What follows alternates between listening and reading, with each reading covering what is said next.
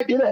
ಆದ್ರೆ ನೀವ್ ಹೇಳಿದ್ರಲ್ಲ ಈ ದಿಗ್ಬಂಧನ ಅಂತಕ್ಕಂಥದ್ದು ಮಾಡಿಬಿಟ್ರೆ ಇರಾನ್ ಎದುರುತ್ತೆ. No, it is not possible. Iran ಅದನ್ನ ತಡೆಯತಕ್ಕಂತ ಶಕ್ತಿ ಇದೆ. ಬಟ್ ಇದೆಲ್ಲ ಆದ್ರೆ ಲಾಸ್ ಯಾರಿಗಾಗೋದು? ಅಮೆರಿಕಾಗಲ್ಲ. America gets only 1% of oil from this region. America has got oil in its own kind of system. Plus Venezuela is there already in the hands of America. So ಈ ದೃಷ್ಟಿಯಿಂದ America is not bothered about Strait of Hormuz. But ಅವ್ರಿಗೇನ್ ಪ್ರಶ್ನೆ ಅಂತ ಅಂದ್ರೆ ಈ ಒಂದು ಸನ್ನಿವೇಶದಲ್ಲಿ ಒತ್ತಡ ಹಾಕಿ but ಅಲ್ಲಿ ಖಾರ್ಗ್ ಅನ್ನುವಂತ ಒಂದು ದ್ವೀಪವನ್ನ ಟಾರ್ಗೆಟ್ ಮಾಡಿದ್ದಾರೆ ಅಂತ ಸರ್. ನೆಕ್ಸ್ಟ್ ಅದ್ರ ಮೇಲೆ ದೊಡ್ಡ ಮಟ್ಟದ ಅಟ್ಯಾಕ್ ಮಾಡ್ಲಿಕ್ಕೆ, ಅದನ್ನ ನಾಶ ಮಾಡಿದ್ರೆ ಕಂಪ್ಲೀಟ್ ಆಗಿ ಎಕನಾಮಿಕಲಿ ವೀಕ್ ಮಾಡಬಹುದು ಅಂತೇಳಿ ಖಾರ್ಗು ನಾಶ ಮಾಡಿದ್ರೆ ಇರಾನ್ಗೆ ದೊಡ್ಡ ಏಟ್ ಬೀಳುತ್ತೆ ನಿಜ. ಬಟ್ ಅದರ ಪರಿಣಾಮಗಳು ಇರುತ್ತಲ್ರಿ.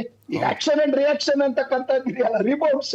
ಆಮೇಲೆ ಇರಾನಿನ ಕೆಪಾಸಿಟಿನ ಅಮೆರಿಕ ಈಗಾಗಲೇ ಅರ್ಥ ಮಾಡ್ಕೊಂಡಿದೆ. ಸೊ ಅಮೆರಿಕ ಈಗ ಈ ಒಂದು ಹೊಸ ಟ್ಯಾಕ್ಟಿಕ್ ನ್ಯಾವಲ್ ಬ್ಲಾಕ್ ಮೇಲ್ ಮಾಡಿ ಅಮೆರಿಕ ಇದು ಆಯಿಲ್ ಸಪ್ಲೈ ನಿಲ್ಲಿಸ್ತಕ್ಕಂಥದ್ದು ಇದೆಯಲ್ಲ, ಅದು ಯುರೋಪಿಯನ್ ರಾಷ್ಟ್ರಗಳಿಗೂ ಮತ್ತೆ ಇರಾನ್ನ ಈ ಮೂಲಕ ಈ ಆಯಿಲ್ ಸಪ್ಲೈ ಏನಾಗ್ತಾ ಇದೆ ಅವನ್ನ ಅವಲಂಬಿತ ರಾಷ್ಟ್ರಗಳಿಗೂ ಆಗುತ್ತೆ. ಆವಾಗ ನಮ್ಮ ಪ್ರಭಾಕರ್ ಅವರು ಹೇಳಿದ್ರಲ್ಲ, ಚೀನಾ ಮತ್ತು ರಷ್ಯಾ ಅವ್ರು ಸುಮ್ಮನೆ ಕೊಡೋದಿಲ್ಲ.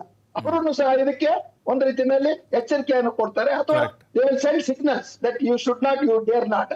ಸೊ ಅದರಿಂದ ಇದಕ್ಕೆ ಚೆಕ್ಸ್ ಅಂಡ್ ಬ್ಯಾಲೆನ್ಸಸ್ ಆಟೋಮೆಟಿಕ್ ಆಗಿದೆ. ಅಂಡ್ ಇಂಟರ್ನ್ಯಾಷನಲ್ ಪೊಲಿಟಿಕಲ್ ಡೈನಾಮಿಕ್ಸ್ ಅಲ್ಲಿ ಇದು ಸಾಧ್ಯ ಇದೆ. ಕಾರಣ ಅಲ್ಲಿ ಇಂಟರ್ನ್ಯಾಷನಲ್ ಲಾನೇ ಇಲ್ಲ. They don't care for United Nations. Security ಕೌನ್ಸಿಲ್ಗೆ ಈಗ ಹಿಂದೆಲ್ಲ ಪರ್ಮಿಷನ್ ಸೆಕ್ಯೂರಿಟಿ ಕೌನ್ಸಿಲ್ ಕೊಡ್ಬೇಕಾಯ್ತು ಇದಕ್ಕೆ. ಈಗ ಎಲ್ಲಿ ಕೊಟ್ಟಿದ್ದಾರೆ?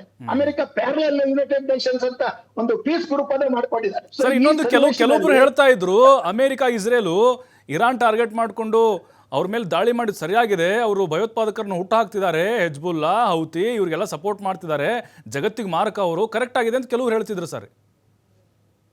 ಅದು ಈಗ ನಿಜ, ಈ ಪ್ರಾಕ್ಸಿಗಳನ್ನ ಸದೆ ಬಡಿಬೇಕು, ನಿಜ.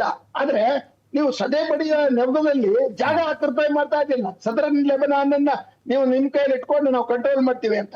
I mean that kind of aggressive nature ಇದೆಯಲ್ಲ, ಎಕ್ಸ್ಪ್ಯಾನ್ಷನಿಸ್ಟ್ ಅಂತಾರಲ್ಲ ಅದನ್ನ. ಅಂದ್ರೆ ಭೂಪ್ರದೇಶವನ್ನು ವಿಸ್ತರಿಸಿ ತನ್ನ ಅಸ್ತಿತ್ವವನ್ನ ಭದ್ರ ಮಾಡ್ಕೊಳ್ತಕ್ಕಂಥ ಇಸ್ರೇಲಿನ ಪ್ಲಾನ್ ಇದೆಯಲ್ಲ, ಅದಕ್ಕೆ ಇರಾನ್ ಒಪ್ಪೋದಿಲ್ಲ. ಮತ್ತೆ ಈ ಪ್ರಾಕ್ಸಿ ಮಾಡ್ತಕ್ಕಂಥ ಟೆರರಿಸ್ಟ್ಗಳು ಒಪ್ಪೋದಿಲ್ಲ. ಸೊ ಟೆರರಿಸಂ ಐ ಥಿಂಕ್ ಆ ಒಂದು ನೆಪ ತಂದಿರ್ತಕ್ಕಂಥದ್ದು ನೀವು ಹೇಳಿದ್ರಲ್ಲ, ಪ್ರಾಕ್ಸಿಗಳನ್ನ ಅವ್ರನ್ನ ಸದೆ ಬಡಿಲಿಕ್ಕೆ ಇದೊಂದು ಒಳ್ಳೆ ಅವಕಾಶ. ಸರ್, ಎಲ್ಲ ಒಂದು ಕಡೆ ಈಗ ನೋಡಿ, ನಾವು ಉಕ್ರೇನ್ ಮತ್ತೆ ರಷ್ಯಾ ವಾರ್ ನೋಡ್ತಾ ಇದೀವಿ ಸರ್. 4-5 ವರ್ಷದಿಂದ ನಡೀತಾನೆ ಇದೆ. ಅವರು ಸೋಲ್ತಿಲ್ಲ, ಇವರು ಸೋಲ್ತಿಲ್ಲ. ಚಿಕ್ಕ ರಾಷ್ಟ್ರನ ಹೊಡೆದಾಕ್ತೀವಿ ಅಂತ ಪುಟಿನ್ ಅವತ್ತು ಕೂಡ ಹೇಳ್ಕೊಂಬಂದ್ರೆ ಆಗ್ಲಿಲ್ಲ. ಬಟ್ ಇದು ಕೂಡ ಅದು ಹಂಗೆ ಮುಂದುವರಿತೆ ಅಂತ ವರ್ಷಾನುಗಟ್ಲೆ ನಮ್ಮ ಅನುಮಾನ. ಇದು ಮುಂದುವರಿಯೋದು ಹೌದು, ಆದ್ರೆ ಯಾವ ಪ್ರಮಾಣದಲ್ಲಿ ಯಾವ ಮಟ್ಟಕ್ಕೆ ಹೋಗುತ್ತೆ ಅನ್ನೋದು ಹೇಳೋದು ಈಗಲೇ ಅನುಮಾನ ಆಗತ್ತೆ.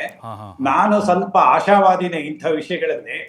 ಏಕೆ ಅಂದ್ರೆ ಈಗ ನೋಡಿ, ಇದು ಈ ಯುದ್ಧ ನಿಲ್ಬೇಕಾಗಿರೋದು ಇಡೀ ಪ್ರಪಂಚದ ಹಿತದೃಷ್ಟಿಯಿಂದ. ಉಕ್ರೇನ್ ಮತ್ತೆ ರಷ್ಯಾದ್ದು ಅಲ್ಲಿ ಆ ಪ್ರದೇಶಕ್ಕೆ ಸೀಮಿತವಾದಂಥದ್ದು ಒಂದು ರೀತಿಯ ಹೆಗ್ಗಳಿಕೆ ಆ ಎರಡು ದೇಶಗಳಿಗೆ. ಇಲ್ಲಿ ಏಕೆಂದ್ರೆ ತೈಲ ಮತ್ತು ಅನಿಲ ಯಥೇಚ್ಛವಾಗಿ ಪ್ರಪಂಚಕ್ಕೆ ಡಿಸ್ಟ್ರಿಬ್ಯೂಟ್ ಆಗ್ತಾ ಇರೋದ್ರಿಂದ ಈ ಪ್ರದೇಶ ಆರ್ಥಿಕವಾಗಿ ಸಂಪೂರ್ಣ ವಿಶ್ವದ ಎಲ್ಲಾ ರಾಷ್ಟ್ರಗಳಿಗೂ ಒಂದ್ರಲ್ಲ ಒಂದು ರೀತಿನಲ್ಲಿ ಪ್ರಭಾವ ಉಂಟು ಮಾಡ್ತಕ್ಕಂಥದ್ದು, ಅದು ಪಾಸಿಟಿವ್ ಇಂಪ್ಯಾಕ್ಟ್ ಮಾಡುವಂಥದ್ದು. ಹಾಗಾಗಿ ಇದು ನಿಲ್ಬೇಕು ಅನ್ನೋದು ಕೂಡ ವಿಶ್ವದ ಎಲ್ಲಾ ರಾಷ್ಟ್ರಗಳ ಒಂದು ಆಶೆ, ನಮ್ಮ ತರಹನೇ. ಹಾಗಾಗಿ ನಾವು ಈ ಆಶಾವಾದದಲ್ಲಿ ನಮ್ಮ ವಿಶ್ವಾಸವನ್ನ ಕಳ್ಕೊಳ್ಬಾರ್ದು. ಏಕೆಂದ್ರೆ ಈಗ ನೋಡಿ, ತಕ್ಷಣದಲ್ಲಿ ಇರ್ತಕ್ಕಂಥದ್ದು ಈಗ ಈ ಒಂದು ಕಾನ್ಫ್ಲಿಕ್ಟ್ ರಿಸಾಲ್ವ್ ಮಾಡೋದು